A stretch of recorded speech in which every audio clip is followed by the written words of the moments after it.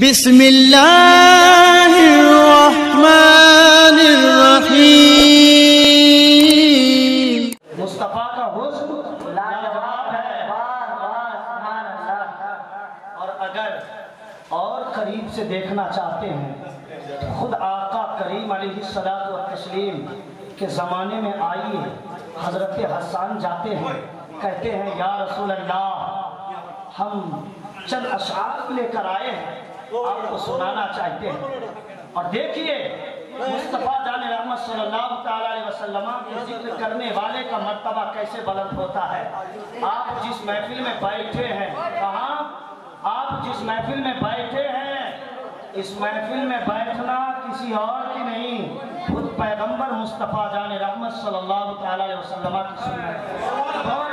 حضرت عائشہ سے کہا کہ چادر بچھائیے میں بیٹھتا ہوں، آپ بیان کیجئے میں سنتا ہوں۔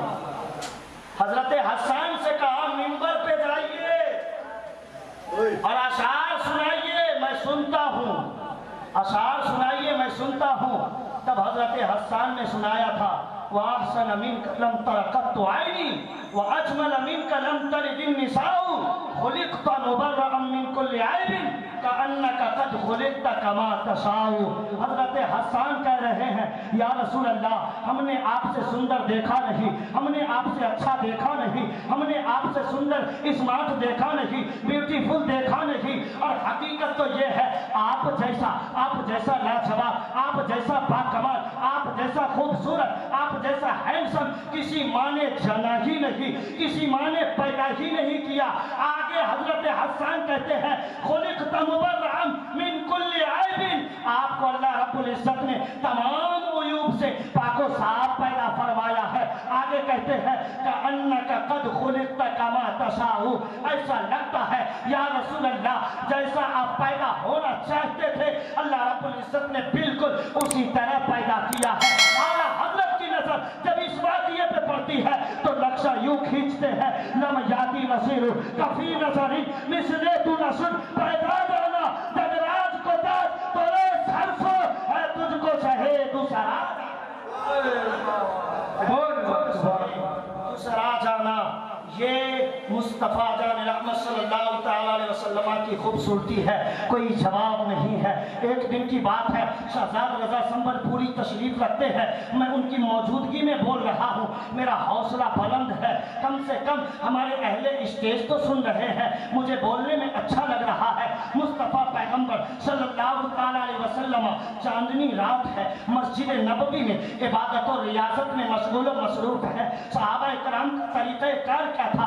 آقا رات کے سناٹے میں عبادت فرماتے، صحابی نکل کے دیکھتے مصطفیٰ جان رحمت صلی اللہ علیہ وسلم کیا کر رہے ہیں، رو رہے ہیں یا سجدے میں ہیں یا دعائیں فرما رہے ہیں۔ صحابی رسول ہیں، نکل کے آتے ہیں، مسجد نبوی کے صحن میں آ گئے، دیکھتے کیا ہے مصطفیٰ پیغمبر صلی اللہ علیہ وسلم سجدے میں ہے۔ جب نماز سے فراغت حاصل کر لیتے ہیں اور یہ صحابی آقا کے قریب چلے جاتے ہیں، البتہ مصطفیٰ جان رحمت صلی اللہ علیہ وسلم کی خوبصورتی ہی اتنی اٹریکٹیو تھی کہ مصطفیٰ جان رحمت صلی اللہ علیہ وسلم کی خوبصورتی نے صحابی رسول کو کھینچ لیا۔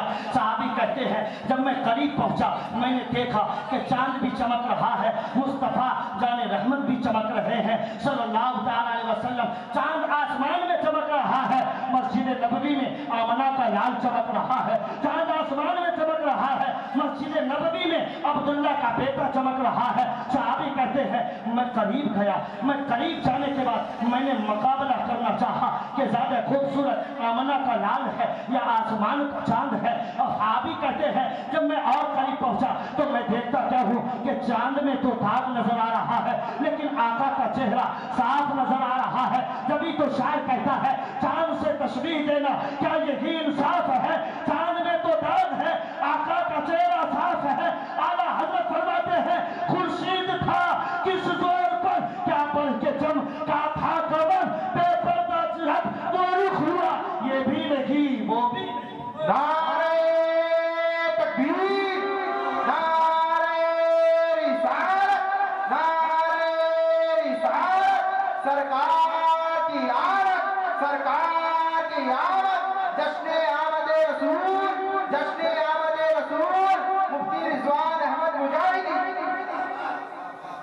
کیا چلا؟ واہ مصطفیٰ پیغمبر صلی اللہ تعالیٰ علیہ وسلم کا حسن لاجواب ہے، خوبصورتی لاجواب ہے، کوئی جواب نہیں زمانے میں۔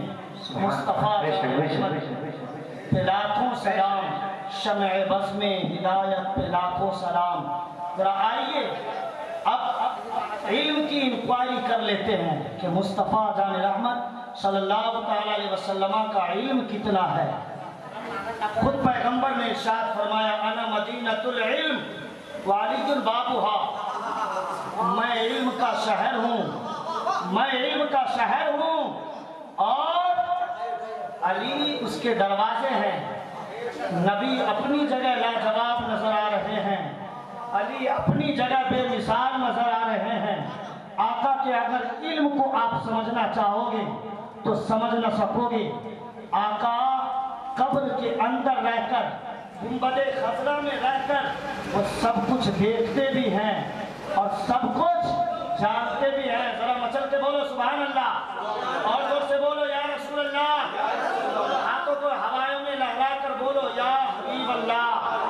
مصطفیٰ جان رحمت صلی اللہ تعالیٰ علیہ وسلم کا علم کتنا ہے یہ اندازہ لگانا ہمارے بس کی بات نہیں ہے، یہ ہماری اوقات نہیں ہے کہ مصطفیٰ پیغمبر کے علم کا اندازہ ہم لگائیں۔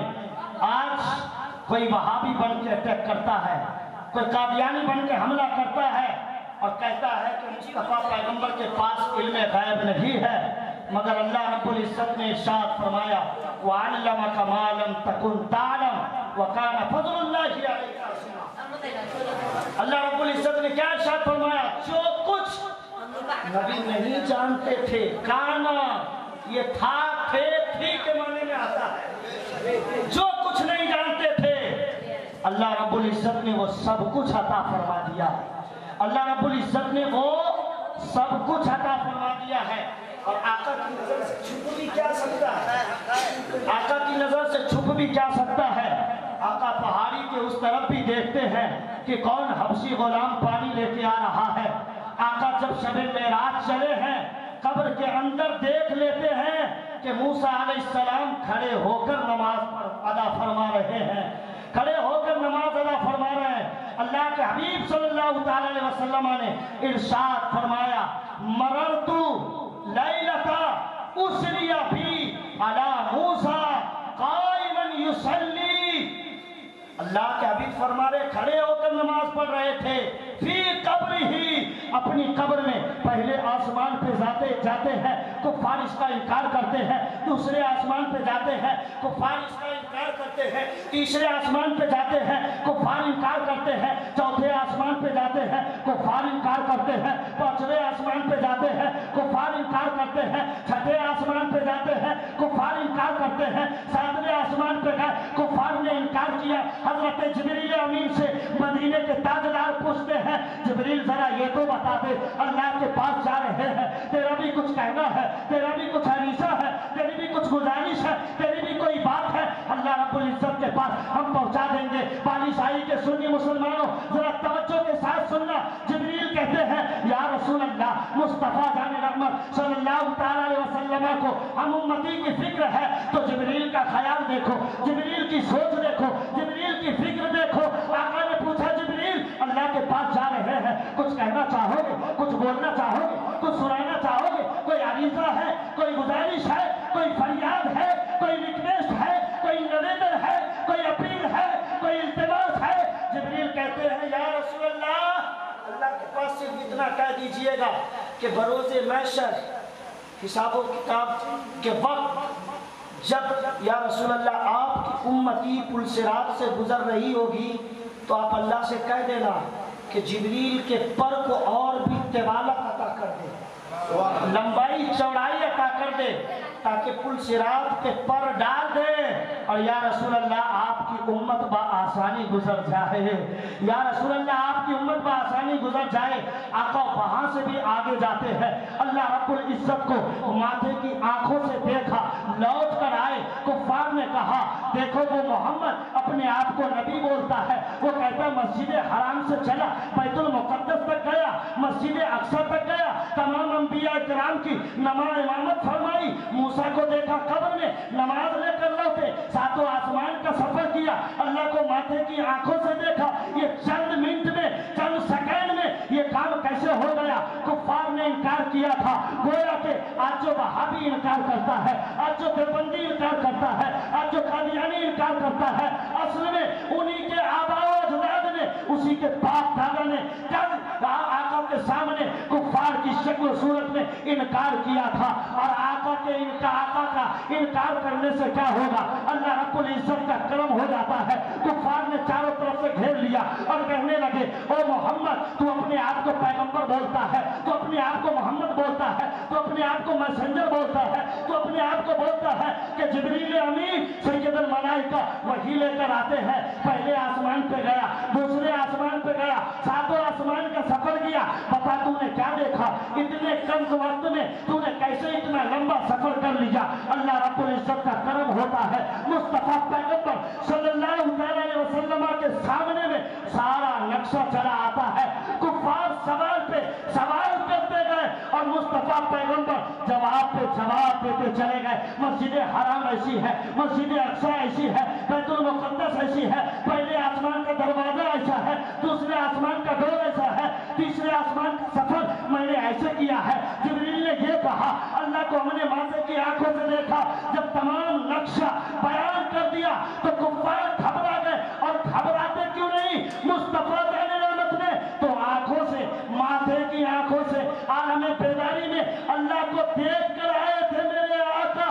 جبھی تو اعلیٰ حضرت ارشاد فرماتے ہیں، کعبے کے بدر جزا تم پہ کروڑوں درود، طیبہ کے شمس ضحیٰ تم پہ کروڑوں درود، اور کوئی غیب کیا تم سے نیہا ہو گیا، جب نہ خدا ہی چھپا تم پہ کروڑوں۔ نعرہ تکبیر، نعرہ رسالت، مسلک اعلیٰ حضرت